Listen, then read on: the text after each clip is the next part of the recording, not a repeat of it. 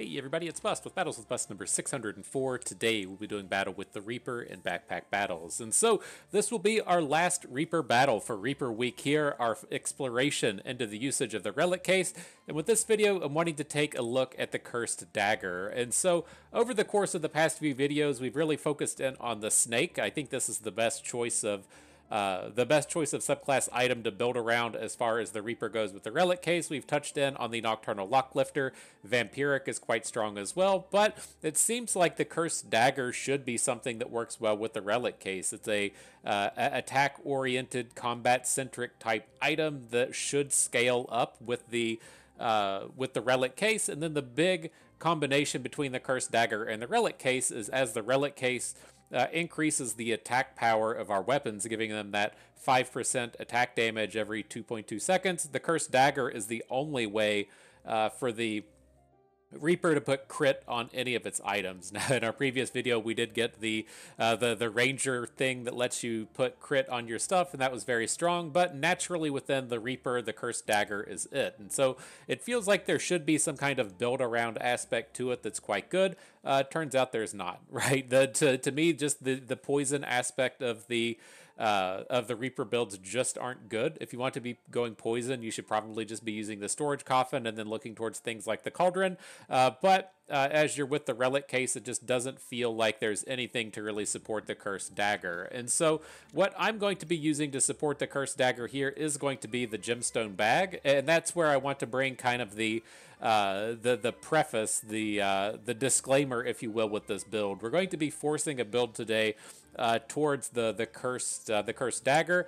The way I would expect this build to ever be successful is if you find the gemstone kit within the first two shops or so, maybe the third shop, and preferably on sale, right? And so it's a very kind of specific use case to where this build feels like it's going to be viable. And my preparation for this, I just felt like every single time we would really be looking to just go for a snake build or a vampiric build, and we were just diluting our strength by going for the Cursed Dagger. But this is what I'm kind of keeping in mind as to what could make the Cursed Dagger successful. It's going to be finding an early gemstone kit or potentially finding access to a early pandemonium. And so we'll keep that in mind as we progress through the video. Again, I'm going to force this, and I don't think it's a particularly forcible build, but that's just what it is, you know.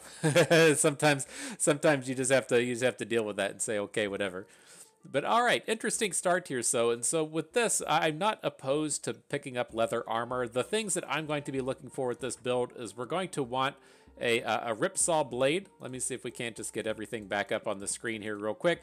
We're going to want a ripsaw blade. If you're not familiar with these items, where are you at? Search up for me. We can do it with the thorns thing, right? And so this is going to be our main item number one. It's got 3 slots on it, and it's just a very strong combat-oriented type item. The other item we'll be looking for is Bloodthorn, and so our attack capabilities are going to be Ripsaw Blade and Bloodthorn as far as weapons go, and then we're going to look for dragons. And so we can load up the dragons with gems as well, and then we'll be able to put crit on all 3 of these items with the Cursed Dagger. They also have a bunch of sockets in it, so we can put a bunch of poison damage in here. We can put a bunch of the blue one, that generates the frost. So we have some ways to put debuffs onto the opponent with these 2 items. As far as armor goes, we are going to be looking to build a vampiric armor, which is why I'm kind of interested in starting out with the vampiric, or with the leather armor that's right here at the start, as it is one of the big core defensive items for the build that we're going to be doing here today. And so I think it'll be fine. I think it'll be okay. The other thing that I look to do with these starts as far as the Reaper goes is I want to upgrade 2 wooden swords early. Whether or not this is a wooden sword with a holy relic or 2 torches or a torch and a relic, whatever, I want to get 2 upgrades going. I don't really want to be going for whetstones. It doesn't quite... I've never really had success with the falcon blades and what we're doing here. And so not the strongest start. I don't have high expectations for this first round. We do get this absolute ass load of armor. This you almost triple your health when you start round one with a leather armor. So I'm just kind of hoping that we're able to run into fatigue, scale up our short sword here, and actually get a takedown on the opponent. And we did. We lucked into an opponent that didn't have any sustain, and so the leather armor did the magic for us. Good job there, friend.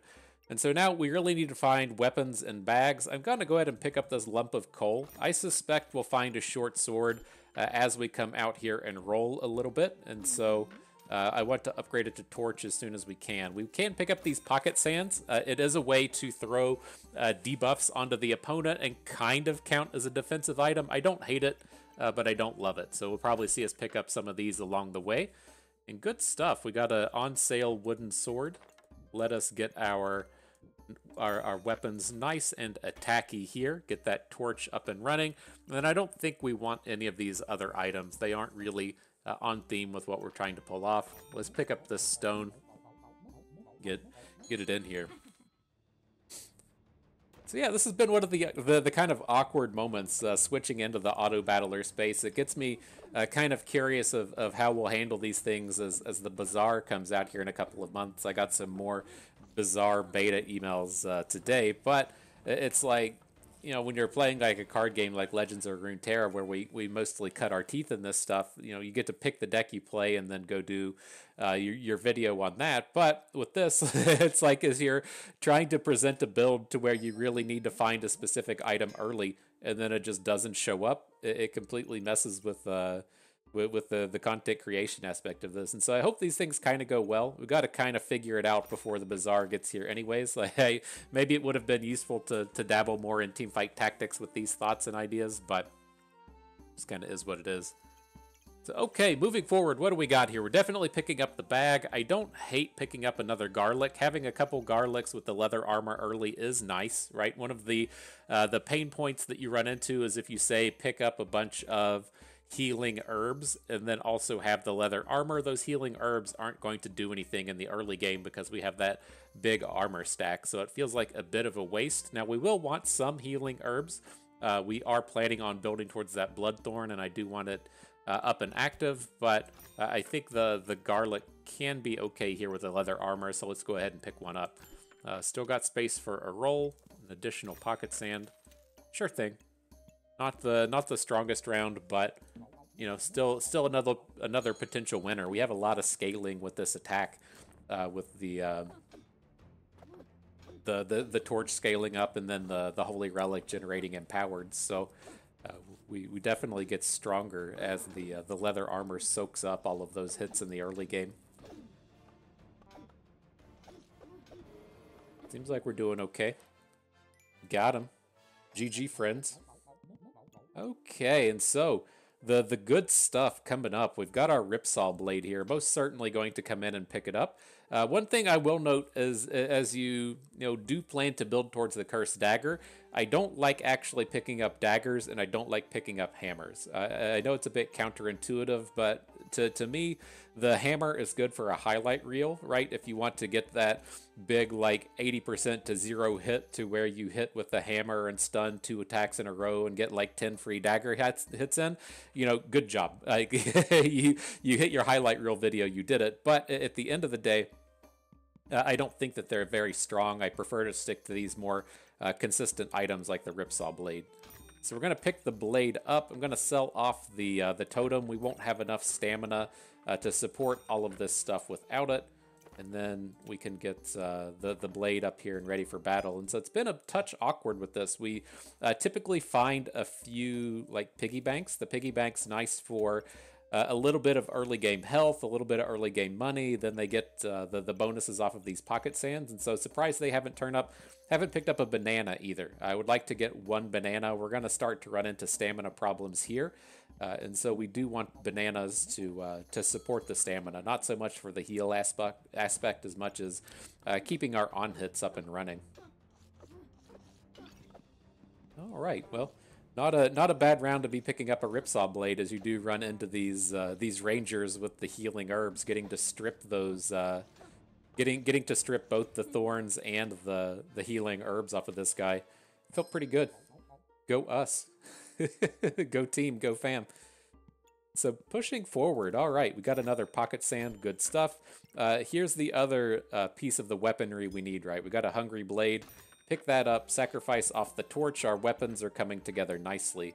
Now for the rest of this stuff, there is a bag that we want. It doesn't do anything at this point, right? We're not lacking in terms of bag space at this moment, but I think we just want to get rid of it for the next shop, so we aren't missing out on that roll for the next round. And so let's go ahead and pick it up, jump into battle. Okay, look at this guy. He's bringing all the pocket sands as well. Very dirty out here. Is sand dirty? I don't even fucking know. I don't know. Kind of feels like dirt. This is the hard-hitting commentary I'm sure all of you came for here. Asking the real questions, bringing the big news out here where it needs to go. Is sand dirty? Bust dropping his hot takes and battles with bust number 604. Bringing the bringing the real thunder out here. Is sand dirty? Who fucking knows? But all right, and so as you've seen in all of our previous videos this week, we're going to want to pick up these Cap of Resiliences. We're going to go for 2 corrupted caps if they turn up. Is that what it's called? Cap of Discomforts. It just does everything you want within this meta. Getting the shred on the opponent's buffs, reducing their healing, and then also preventing the damage in the early piece of the battle. So if you're up against real heavy crit builds, you get to not just immediately get OTK'd. And so we'll add it in. Bunch of garbage here. Otherwise, we could look to the heroic potion. I don't hate them within these builds, and we do kind of need a little bit of stamina generation if the bananas aren't going to turn up. So maybe we do look to lock in the heroic potion here. Just having this build miss out on attacks is a real pain point since we count so much on our on-hit effects with the Ripsaw blades and with the Hungry blades needing on hit. If we ever find a relic case, or if we ever find a jewelry kit, whatever the fuck they're called, we need those on hits as well. All right, so yeah, just really locking it in, making this build look strong. Have not found the jewelry case up to this point. It's been a real disaster as far as content creation goes, but we did get to find out sand was dirty, so we didn't come out here at a complete loss, you know. not a complete loss. So let's see here. This is fine. I do like adding in these oil lamps. The scaling, again, very important. We'll lock in the leather bag. Continue on to battle. What do we got here? Underperforming Berserker. Seems like he should be out of stamina super fast, and then his build's gonna fall apart.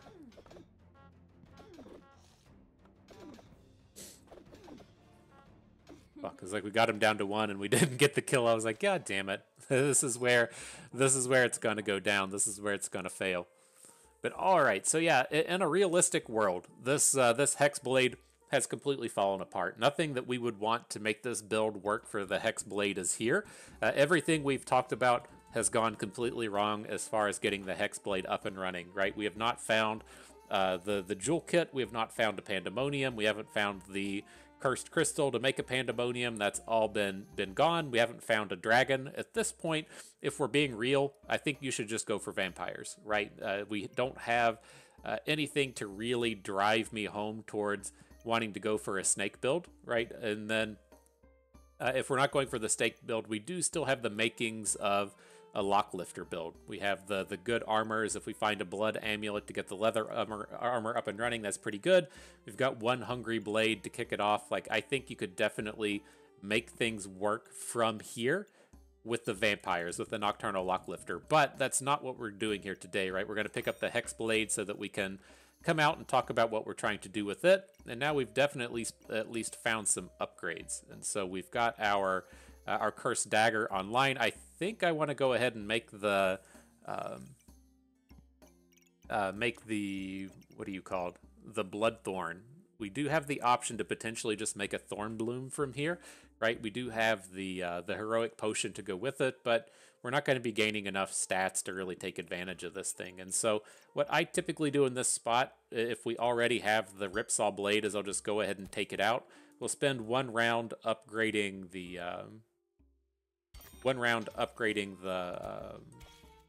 Bloodthorn here, and then we'll just bring it back next round. Now we're out of gold. I don't want to sell any of these pocket sands. Let's just start selling off some onions. Now, the way I typically do this Cursed Blade, we're going to be moving it around a fair bit here, is I don't actually put it within the relic case. I typically put it right here. Like, this is the exact spot. And then at the top and at the bottom, I look to have, like, the top is in this very top left hex. We want a dragon. Down here on these bottom two pieces, we want another dragon, and then we have the two swords to go along with it. But again, with this battle, as far as it's gone, we'll see how that actually comes in and plays out. All right, so we're getting our pocket sands back in. Gonna be getting that sweet-ass 3% crit with these pocket sands. Gotta love that. Let's lock up this corrupted crystal. Definitely want to make the helmet. And, you know, we're upgrading a little bit. What's this guy doing? He's got a lot of potions out here today. This would have been a good round to have a Ripsaw Blade as he's out here hanging out with all of the hearts he's about to gain. Might still be able to take it down. He hasn't been using up too much of his healing, but we get the chance for some big crits at the end. Saw a nice 49-piece nugget come in, but couldn't finish off the day. Would have definitely spiked that round with our Ripsaw Blade, though. Alright, so easy enough shop here. We get to pick up the Stamina Sack. We get to pick up the Corrupted Crystal. We'll come back in and get our... Ripsaw Blade up and running. And then one thing that I do typically do with this build is I've been putting like double fanny packs onto the Cursed Dagger, so it gets that 20% attack speed. We'll see how that comes together here. It's gonna be a touch awkward until we get the full build together. Alright, so something like this is fine for the round. I think I will actually keep the gem in the helmet. I typically do stuff like, you know, we can move the helmet here, put the crystal in the dagger, and then still upgrade the helmet, or you can put it out here for fatigue. There's a lot of builds that just get 0 bonus out of having a corrupted crystal in an armor, but we could probably gain like 12 armor this round off of the corrupted crystal. I think that's probably okay. It's not perfect, but it's not terrible. All right, I'm in. Whew, check out all the gems we've gotten here so far. So many gems, so many debuffs coming out onto the opponent. It's wild getting that stuff in. Gonna get a W though. We dropped him down to 5, and then to 4, and then to 8, and then to 0. I thought we were gonna fail here right at the end. Alright, what do we got here? There's a villain sword coming in. I still haven't decided when I actually want these villain swords. Like, I get that we can put the villain sword in, and then, you know, it's going to shrink the attack off of 3 of our weapons, but then gain 12 back, so it's like +6 damage to start with. But I've never really had a lot of success with this thing. What's it going to take our stamina to? Like, up into the high 2s? I don't think we want that. Like, I could definitely see it working if we were more into like a dagger build or something, but yeah, I'm not getting amped. I don't know. Somebody's gonna have to teach me how to use that thing appropriately. Feels like it should be strong, but we always struggle with it. All right, continuing forth. Don't really want any of this stuff. I think we can skip over the bag at this point. We have 2, 4, 7 slots at this point. We need to find our important parts, and so we'll consider the blood amulet an important part. Might as well add in the stone. All right, next round.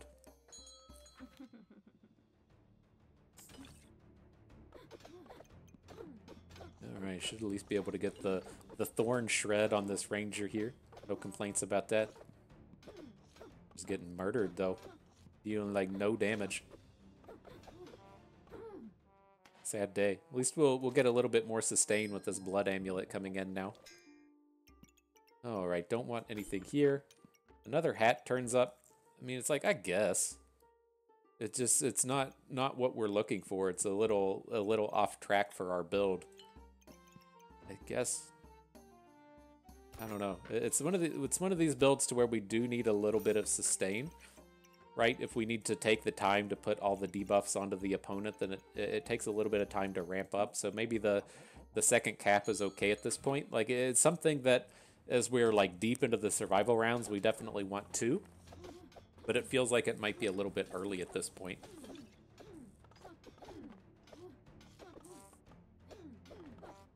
Now we've got our stamina problems back. I don't think we've seen a banana the entirety of this run. It's wild. All right, getting murdered. See if we can't course correct here as we're at the final portion. And so again, I think we can just continue to skip. We'll go past the leather bag. I mean, is this ever a thing? Like, I don't know how frequently I've ever gone for double vampiric armor, but it's here and on sale. Like, that has to just be such a good deal, right? Let's pick it up.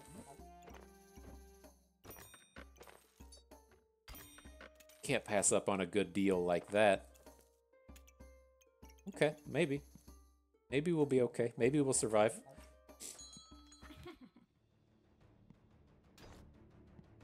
What's this? All the amulets. The amulet build bringing the throwdowns. Seems like it's falling apart here as we had to run into the molten spear. Just shredding everything. What do they have that shreds our buffs?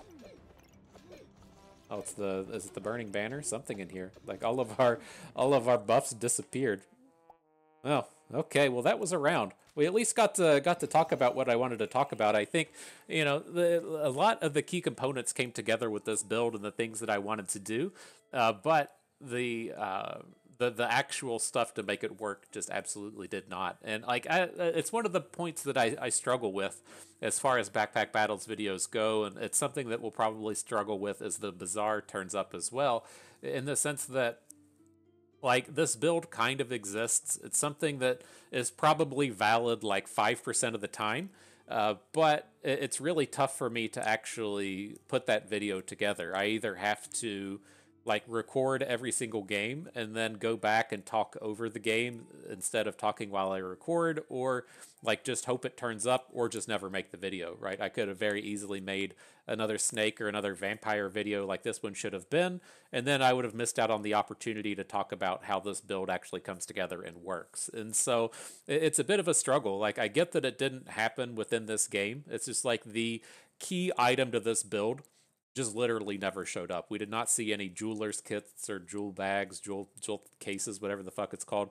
We saw 0 of them throughout the entirety of this game, and like, what, you know, it's just like I can't make it work, right? I can take another 45 minutes to record another video and then, you know, process everything from there. But like, if it's a build that comes together like 5 to 10% of the time, that is like a valid percentage to need to know about it, right? If you wanted to say in terms of like Magic or in terms of Legends of Runeterra, if it's a matchup that you're going to play against 10% of the time, that's a deck that you're going to play against probably once to maybe twice within a tournament. And so you can't just go into the tournament and have like no knowledge of that deck, or you're just asking for failure. And I feel like this is, you know, a really valid build if the pieces really come together, and it's probably within that percentage of time when it does. And so again, it's like important to know about. And so what do I do? Do I either just not talk about it because it didn't show up when I was able to record, or do I have a video like this? And I lean towards videos like this. I feel like this is going to be a thing from now and into the future and into the Bazaar. And so we just got to kind of got to grit our teeth and deal with it. But it was a bit of a bummer in that sense. But, you know, I felt like we hit a lot of the highlights that this build was looking for. If you're wanting to imagine how we're really looking for this build to go, you can take your topazes and put them into the Cursed Dagger so it attacks faster. The faster attacks on topaz is going to get us more on-hit debuffs and then get us more crit. You can put your poison and your blue gems, the ones that deliver your green gems deliver poison, your blue gems deliver frosts, whatever these are called, colds. So you have another set of ways to deal debuffs. You can put the purple gems into your armors so that you get the armor shred out of it. And then there's just a nice collection of everything that we have here just ready to soak up all of these gems. And then it also ties back into the debuff bonuses that we get out of the Cursed Dagger. And so this, to me, is a valid build if you actually have it come together. It does also bring up the kind of idea and concept that I worry about with backpack battles as, you know, more of these backpacks are added into the game. If the builds get so polarized because you have the certain a certain backpack that you're using, then you're going to run into these situations more and more often as to where you know, if you're going for the relic case, the best build that you can do with this is going to be the snake build, but you go the entirety of the battle without seeing a dragon egg, right? It just kind of is what it is. You're going to be at a, you know, weak point. You either have to decide, you know, how do I pivot into something worse, but the best build that you can do is just off the table because your item just didn't turn up. And so I know that like that's a lot of the idea in these drafting games as to where you, if the, you know, the perfect build doesn't come together, how do you, you know, pivot back and forth? But the kind of kicker to that is the subclass items, right? And so there's only a handful of valid subclass items for each bag now, and it just gets polarized more and more and more as these things come together. And then as more items get added to the game, the likelihood that certain items show up gets lower and lower and lower. That's why you see seasons within games like Teamfight Tactics and seasons within games like Hearthstone, is you get to kind of like curate the items so that there's a certain number of commons, a certain number of rares, a certain number of legendaries, and it's not just like, oh cool, there's, you know, 100 commons within the game now, good fucking luck finding anything cohesive, and it just kind of devolves into picking the best item that's currently available or high rolling into something big. And so I'm curious to see how that'll shape itself up. I know that this game is still in its infancy. We played it last on its early release. I think the official release was maybe a month ago, and so it's definitely got time to sort those things out. But nonetheless, good stuff. I had fun with that. I hope you did too, because that is going to do it for us today. So if everyone enjoyed the video, hope you maybe learned a thing or two along the way. You had a good time watching. This is Bustin' Me. Thank you for being here.